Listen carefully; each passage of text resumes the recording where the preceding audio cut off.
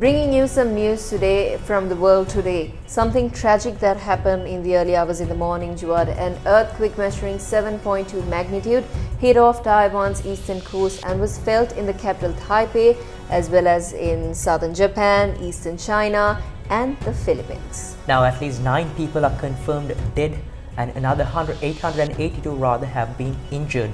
Now, Juad, more than 70 people remain trapped but are believed to be alive, including some in a coal mine.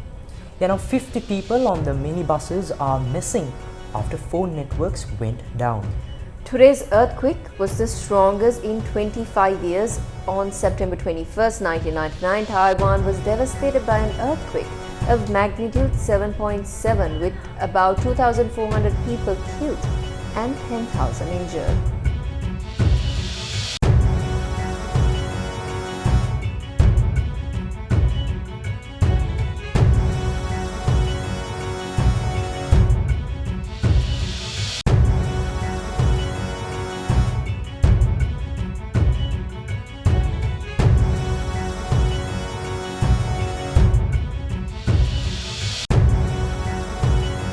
Now shifting your attention to the Israel-Gaza war. Now former UNRWA spokesman Chris Gunner said the killing of 7 staff members with World Central Kitchen comes on top of the killing of more than 170 workers with the UN Agency for Palestinian Refugees in Gaza.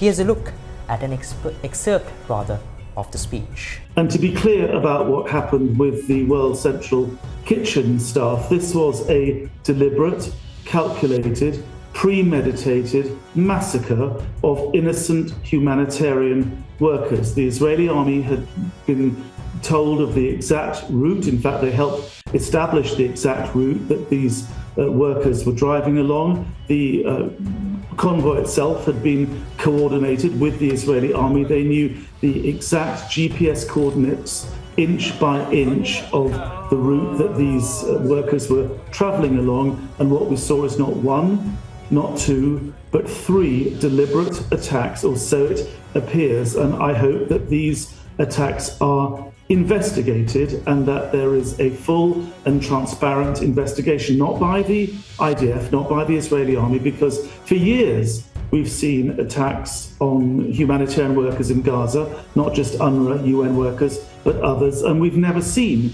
any proper individual criminal liability, accountability for these attacks.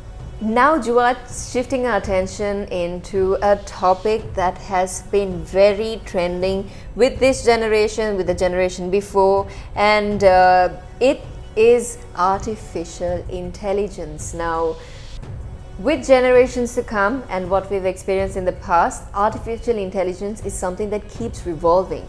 Now, something interesting that happened in our neighboring country is that they have introduced in India, in Kerala, they have introduced an AI teacher. Now, what is the most expensive thing in the world was a question asked by a student from the KTCT Higher Secondary School in Kalambalam here loudly, even as a humanoid draped in a sari listened attentively.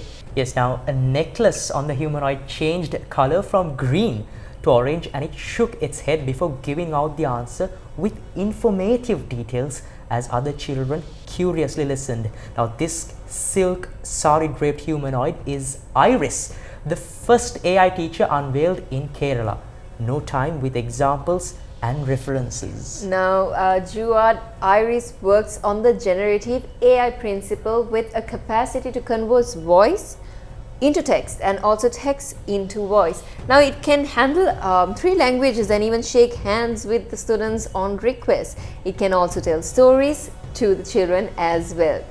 And that brings us to the end of this version of The World Today. For the Newsfirst team, I'm Kenza Farooq. And I'm Juad Abdin. It's back to the studios.